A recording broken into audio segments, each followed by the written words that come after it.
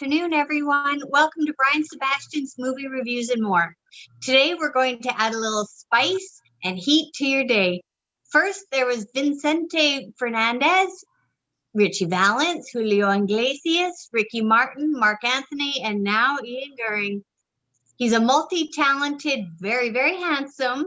He just released his highly anticipated music video for the song Chapter 2 from his album Irreplaceable. Listening to his music, you realize the lyrics are deeply personal, and often, though, they still have that magic beat that puts spring in your stride. Many critics have said his music is a must-have on long road trips or gathering with friends and family. For me, Ian Guerin is the best of Prince and Bruno Mars, but he still has that unique twist of range and energy to all of his songs that is unique to his own. I have waited a very, very long time to be able to meet this dashing, handsome heartthrob who wears aviators like no other. So it's with honor and pleasure to welcome a gift from Mexico, the sensational Ian Guerin. Hey, Sherry, it's a pleasure to be here on the show today. Thank you for having me. Ian, what makes you so interesting? Because I know Sherry's going to ask a question, but what is it about you that people like? What's that energy? What is it?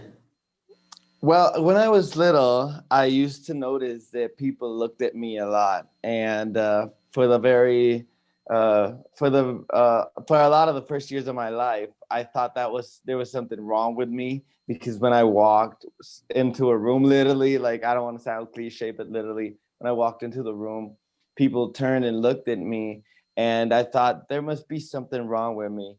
But years later, when I went to LA for the very first time to try out my luck, I met who was then my advisor, and he sent me to Universal Studios to do an experiment. And he said, we're going to see how many people are attracted or driven to you by the nature of your energy. So answering that question, what makes me special, or what makes people be attracted to me, I do not know what it is. I really I could say the music, but it's more than the music. And I don't want to sound stuck up when I say that, but it's true. There's something about me that people like to see or are curious to see, and I don't know what that is. And I just think that there's a natural, I'm a very easygoing person, and it shows. I'm regularly happy.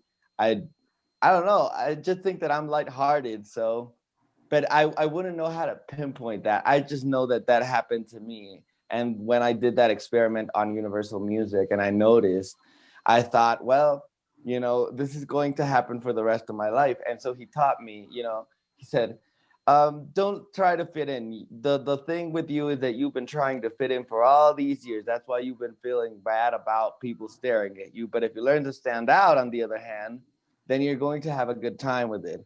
And things, since that, they have changed.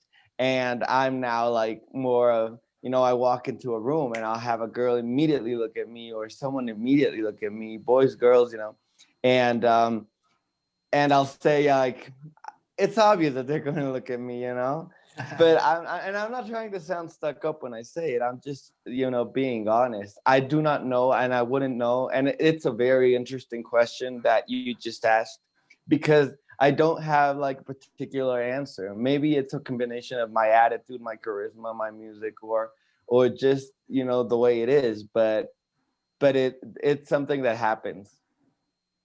Ian, I think what it is you've just got this innate bright light, and I've been listening to your interviews when you speak, your music, you're just happy and you make people happy. And I think that's what it is, when the light comes on in a room, there you are, I think it's that. And yet, your words are very meaningful. So you're not cookie cutter at all. That's what makes you unique. And that's why I'm very excited that, we were able to get you on the show, because you're one of these people that we will get to follow on your, ascension upwards, because, it's pretty fantastic. Thank you so much. First and foremost, you look beautiful. Thank you for Thank you. Ian, you've done a couple covers. So I saw that you've done Whitney Houston, but you also did Ozzy Osbourne when you were in high school. Would you ever do another Ozzy Osbourne, or, God bless Eddie Van Halen? Do you think you'd ever want to do a Van Halen cover? Wow. Wow, wow, wow. Well, I don't know if I would do. I'd never thought of that. It's all new questions today. I'd never thought of that. I used to love Ozzy Osbourne. Like, I still enjoy listening to him, but I used to love him. Like, my mom bought me bobbleheads, T-shirts, dolls, you know, everything that was out there from him. I used to have, and my dad actually had an experience with him. He ended up drinking with him. My dad doesn't drink, but he was in Vegas once, and he ran into Ozzy Osbourne, and he ended up sitting at his table and whatnot. But I don't know if I do him again. I don't know if my voice is like capable of doing him again. I haven't sang him in years, but that was definitely one fun song to sing. And that first time that I wanted to sing Ozzy, that was because I was obsessed with him, and because I wanted to show people that I could do something different. I was like 13 years old, and that was fun. Well, I do remember that, but I didn't have it like in my presence. Thank you for reminding me that I did that. That was so cool. Ian, now that we're talking about like, throwbacks, back in the day when you did your covers, what was like the thing that you were like, okay, like this is something I want to do for the rest of my life in regards to music? Like, what was that certain event or just anything that happened that you're like, okay, this is what Ian was born to do? Well, first and foremost, I wasn't very good at school. Never was. I did have like good grades up until elementary school, and I liked going to school, but I never liked it much. I always thought there's gonna be one day when you get sick when you're in school and you get to stay home and you're like, oh, this is such a great day, I get to stay home. I was like, there's gonna be a day when this is going to be my everyday life and I'm not gonna have to go there. And I didn't like going. So when I was singing with my aunt at her house in her karaoke machine, and she said, you have a really nice voice. I want to take you somewhere. And a few months after, she took me to a recording studio to do a demo record. And the moment I was there, like she picked me up like at 10 a.m. and I was little. I was like 9, and she picked me up and took me there. And the moment I stepped in there, I said, wow, I could be here all day. And I really wanted to go back the next day, but it was only that day. We had to record the whole thing. And so I had to wait a whole nother year to go. But I loved it. I think that was the moment. Like I said, this is me. And I loved attention. Like before that, I remember now that, we did like many showcases with family members and my cousins and my sister. My sister is a director, so she directs us all. And she'd be like 10 and I was like 7. And we did Spice Girl songs for the family. And I always wanted them to look at me. And I was like, and they didn't allow me to sing. We had to dance. And I was like, why can't I sing this song? Like I can do these voices. I can do these voices exactly like these girls in the record. And I remember my mom telling me like, you sing just like them. And I was like, yes, I know. Why won't they let me sing? So I never understood why they undervalued my talent during those shows. But that would be a wonderful cover. Ian, I'm not sure if you're aware, but Nathasha, she's also a singer, and she's got some amazing music, and it's jovial. It's similar to you. It's music you want to hear if you're not feeling good. You just want to make yourself happy. But you two, I think, your music would be wonderful together. That would be awesome. I'm always up for working with someone who's talented and loves doing what they do. I think number one ingredient in life is passion. So for sure, that would be amazing. We're definitely going to have a conversation separate from this. Yes. Because I just started. I just started my career literally in March. So I'm still like kind of experimenting with my sound and all that stuff. So it's always great to collab with other artists that are like way more advanced, but that helps. That helps a lot. Oh, that will come. Like, I had to make some trashy records before I found like what I really wanted to do. So don't worry. Like, if you feel like this record doesn't sound all that much of me, like me, don't worry about that. It happened to me many, many times. Like, the first song that I did was with my first producer, the one that my aunt introduced me to, and it was called One Chance. And I wanted to do like a country like song, and I didn't know how to arrange music back then. And when I got to the studio to see the arrangement, to hear the arrangement that he had made, I was like, what the hell is this piece of shit? I was like, no disrespect to him. I love him very much. And we have very good songs together. But that one in particular was like, it's not available anywhere, of course. Yeah. Don't even try to look for it. So you'll never No, hear it. I made sure that it wasn't there. And I was like, what is this shit? Like, I'm not allowed to say that, I know,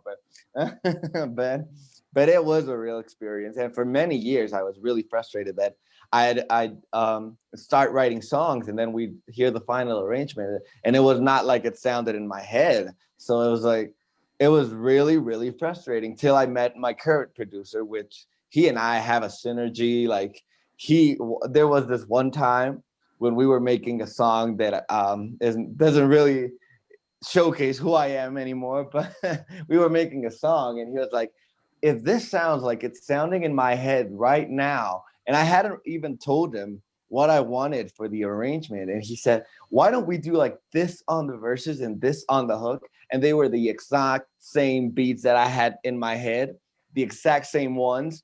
And I was like, it's exactly what I was going to tell you that we needed to do. Like, we were so connected. So ever since, my music has sounded as I expected to sound. But if it's not there, then either change producer or be patient. Mm-hmm. And you're really beautiful, by the way. And Thank you. and so we will see, like, anything in any regard that I can help you, like, for sure. I always say, like, it's taken me so long and it's been so hard for me to get places that if I can skip talented people a few steps, then that's good. I'll do it for sure. Always. And see, I'm telling you, all this energy that you're bringing into this interview, like, that reciprocates in your music and, the things that you're going to achieve. So that is very, very cool of you to do. So thank you. Thank you. Ian, so who inspired you as a young person, and who inspires you today that, you love, like, as soon as you hear they've got a release out or things like that? And number two, aside from Nathasha, who would you like to do a duet with? Well, I have a lot of rapper friends who have come to me to do music, and there's a lot of them who are not from the US, like they're from Nigeria or other places. So their music has this interesting fusions of sounds. Oh, yeah. There's a one that's called Thomas Martian. And I've always told him he needs to change his name to Martian Thomas because that's such a more legendary name, and he's got a song called Black Culture, and I said, like, we got to do something like this. There's many people. I got a lot of friends that are in the same field as I am, and we are always working together. See, the thing with me is that I'm so meticulous for music that when I'm writing my parts or when I'm writing the song that we're going to do, if there's something that I don't like, it might be a half and half, good song and so, but if I don't like a little bit of something, then I'll just file it and I'll be like disinterested. So then they'll be like, hey, what up with our collaboration? I'm like, yeah, but and who's inspired me? Well, Mariah Carey. Like, I have all her records, and Michael and Prince and James Brown and Ray Charles and Diana Krall and Tony Bennett, and I could go on. Like, I'm a mix of so many people, and I'm not even like afraid to say it because these people put me through life. They not only inspired my music, but they put me through the hard time. When I was going to high school and not enjoying my life at all, like, I'd listen to Diana Krall's Narrow Daylight every morning at 10 a.m. And I'd be like, one day I'm not going to be here and I'm going to be in such a better place than this. You know, I'm not, because I was struggling because they didn't, you know, I had a hard time in high school because of my grades. And so I remember them putting me through the hard time. So I always support the artists that did that for me, even if they don't know me. I'm still, Sorry. I'm still stuck that you got a chance to go to the studio at age 9. When you really think about it, and you were in Mexico then? Yes. That's not easy at that point, really, when you really think about it. I was very fortunate because my aunt was in voiceover. She still is now, and You she love sends me her voiceovers. videos and all. Yes, and she's really great, and she's like in Mayday and all of those shows, and so she was very driven to that. So when she heard that someone else in the family, you know, had like a vocal talent, she was so excited because she was not alone in that, and she took me. So I was very lucky. I realized that not everybody gets that chance. So She must be your favorite aunt, unless she's the only aunt that you have. she's gonna watch the show, so I'm gonna go with yes. She fueled your talent, and Again, I'm gonna go with yes. Nah, Ian, just kidding. I love her very much. Ian, you just released on Friday chapter 2 from Irreplaceable. Can you talk about the words to that song, because they're amazing, the origins of it? And was it your sister that produced that video? Because that is an amazing music video. It's beautiful. Thank you so much.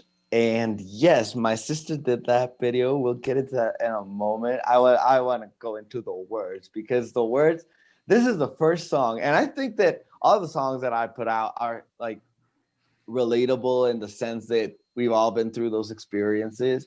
But this is the one song that I've gotten messages from the rarest places in the world. There are some places that I don't even know how to pronounce. I don't know where they are. And I'm being honest, and people write me like, your song is my song with my boyfriend. Like, the nearest person that said that was my cousin, who just got back with her boyfriend. She told me like, do you realize your song is my song? And I'm like, yes, I do realize. And the furthest is like a girl from Nigeria called me and she said, you know, I was going through this and I heard your song. And, you know, this is my song with my boyfriend, just got back with my ex. And I was like, no, don't get back with your ex. And she was like, no, but I love him. oh no. And so, but the words, you know, people are relating. And to that note in the hook, you know, that says, I don't need nobody. I thought that I didn't want to release the song as a single because I thought that that was a hard note for people to relate to, because it's not as singable as the others are. And I was so wrong. Like, people love it. They're like, I love this note. Like, and they sent me videos like doing the note in a falsetto, like, you know. And I was like, that's so cool. So that just comes to show that we as artists, and you understand me on this, we as artists sometimes think that we have the right song to put out as a single, and they try to pitch another, and we don't necessarily like it, with which was the case in this case. And then it turns out that we were wrong, and that we would have needed to give this song a chance from the very first time. And this was the case. But what I think resonates more with people is that it's a true story. Every single word written there is a true story. Like, I did go to the mall with that girl. I did try to kiss her, and things got like weird. And then she called me and said, I love you. I just wasn't ready, whatnot. She was lying, by the way. And you know, and every single word in that song is real, and it's happened, and that's why the story like moves in like it evolves in a way that's very natural, you know. And the thing with the demons, when it says that I tame my demons so that they don't get the best of me and out of my mind, that's true too, because I reconnected with this girl, and getting back to the question of the lyrics, you know, I reconnected with this girl, And she told me, you know, why don't we go get a cup of coffee? My number's still the same. And I was like, oh yeah, cool. She just broke up with her boyfriend, you know, that vulnerable stage. Nice, you know? And and then I called her back and she said like, oh, I can't do it this Monday. Then I can't do it this Friday. And then I started getting anxious. So I was working on the second verse of that song when I started, you know, feeling that way. And I was like, you know, when I don't have like a good verse and the song is going really well, I rather, you know, just stop at that and go take a break and come back the next day so that I don't screw up. Because if I continue, then the song won't turn out as of the quality that I expected to.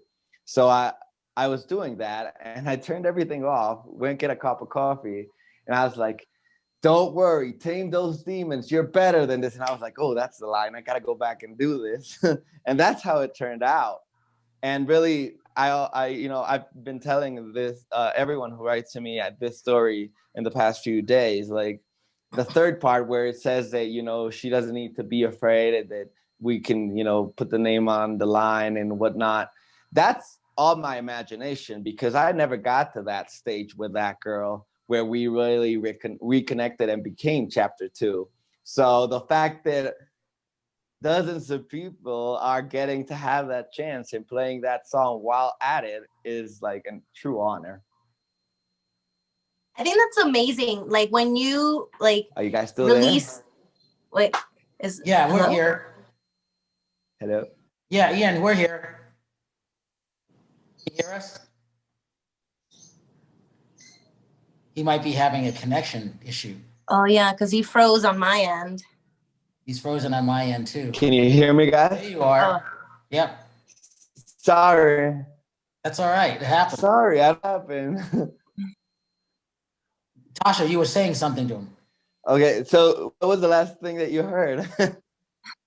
Well, I mean, I think I heard it. No, what I was saying is that it's nice that, you know, when you release songs that you expect for people to be related, like relatable to it. But when you start hearing that feedback as an artist, because this happened to me on one of my songs, I was like, oh my God, like I would think, you know, people can relate to it. But when you hear it from people telling you, hey, like this is a song that I sing when I'm like, you know, upset or something, it's like, yo, you made that happen. So that's an amazing feeling for you as an artist on your song that people are connecting like that about it. So that's good. That's amazing. That's awesome. Just wanted to tell you that. Thank you. It makes the pain worth it. Ian, are you a perfectionist? Ian, are you get that last part? A perfectionist? Oh, for sure. Can you tell? Yeah. But you know what you want, because you mentioned it, and as you're talking, you reminded me what Mark Anthony used to say to me all the time and how he was writing stuff. And I'm thinking of the song I Need to Know. And that need to know is kind of, to me, what you're talking about on what you're relating to on that relationship. That's why I say that. Mark also like. Say that last part again. Is Mark also like that? Like he gets like his stories from his relationships? Yeah. Oh God, he's been a lot. Oh my God. No, because he's an excellent songwriter. Those songs hurt. Like well, and it was interesting because I think he came into the room, it was me and like 3 other people, and then right after that, J-Lo came in and they were seeing each other at that point. And I never forgot that. And it's like, that's a rarity that happens in a movie that they're in a relationship that they're in, 2 songwriters, performers. That's unusual. That's why I say that. Yes, truly. And thank you for me up there with that. Really cool. They're 2 really accomplished people. And I like them both in separate ways, even though Mariah should never hear me saying that. So Ian, do you speak Spanish or? Yes, I do. So have you ever considered doing a Spanish, like just Spanish song? Actually, I did a song for a movie, for an independent movie 2 years ago. I did not write it. So if you hear it on streaming services and think, this is not like such cool words, that's not me writing the song. And the song is okay. I just figured that we could have done more stuff, but I like it. I like the experience, and I gave it like that Disney feel, and I enjoyed it.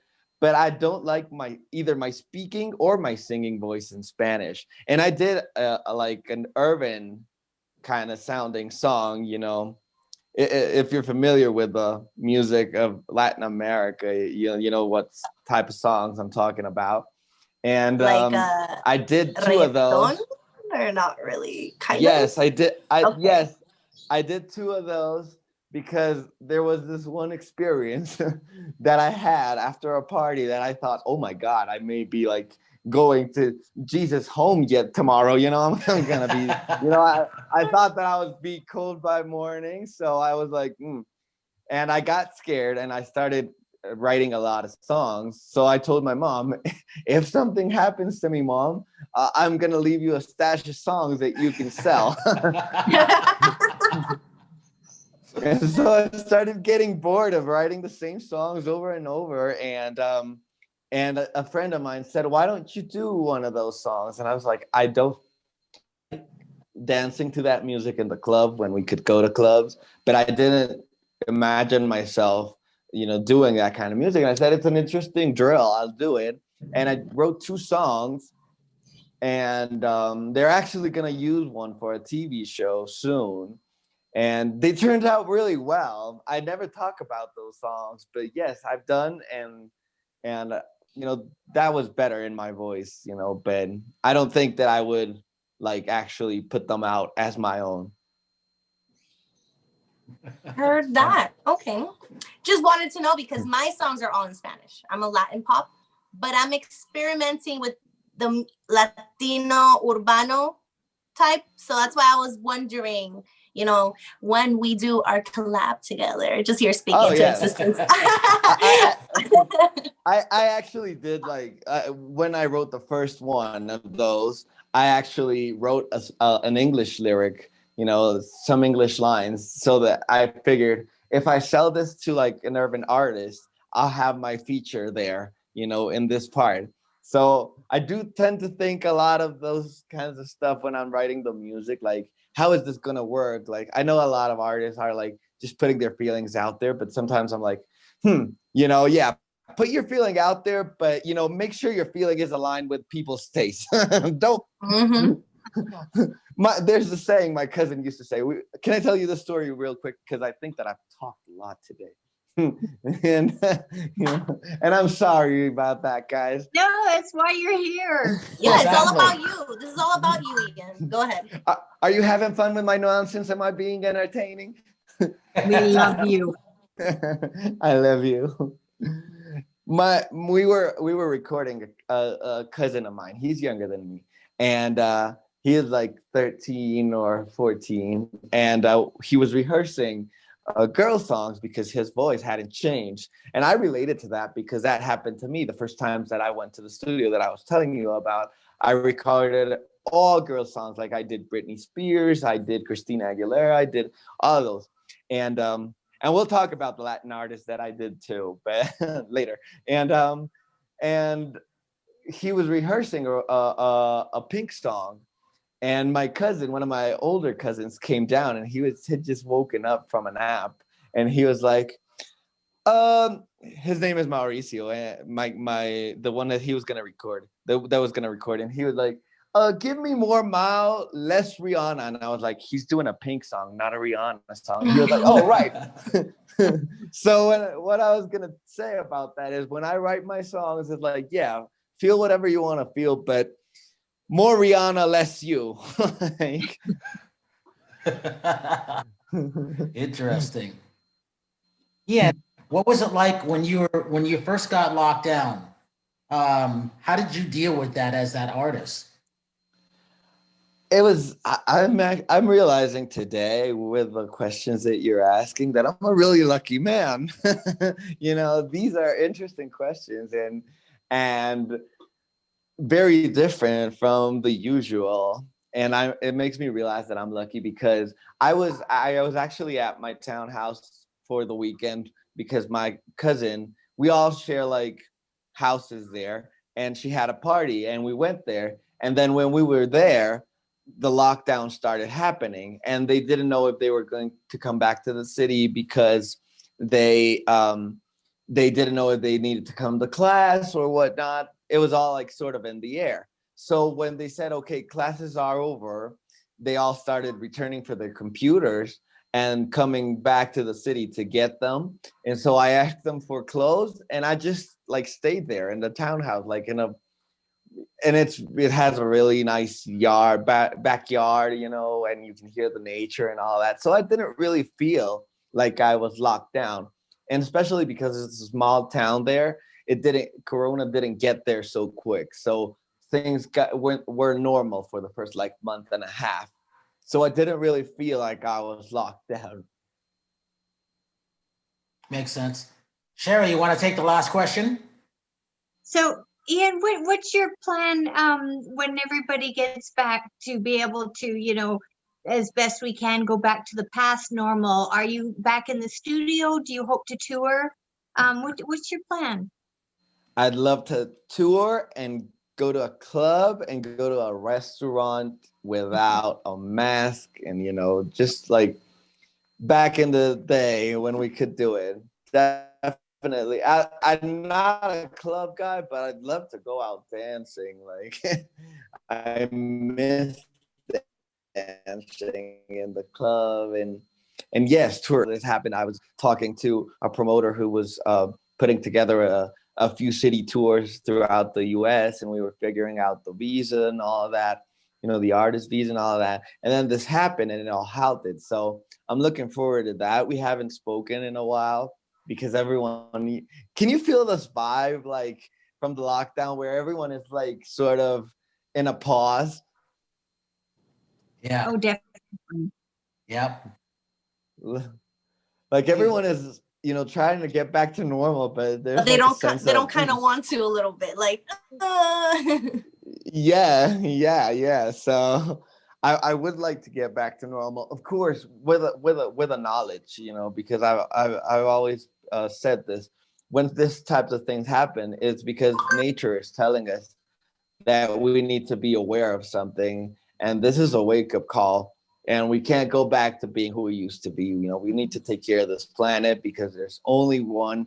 We're not going to live to see ourselves go to Mars with a younger generation. These are generations that are just being born or that are going to be born in like 5 years, the ones that are going to go to Mars to live.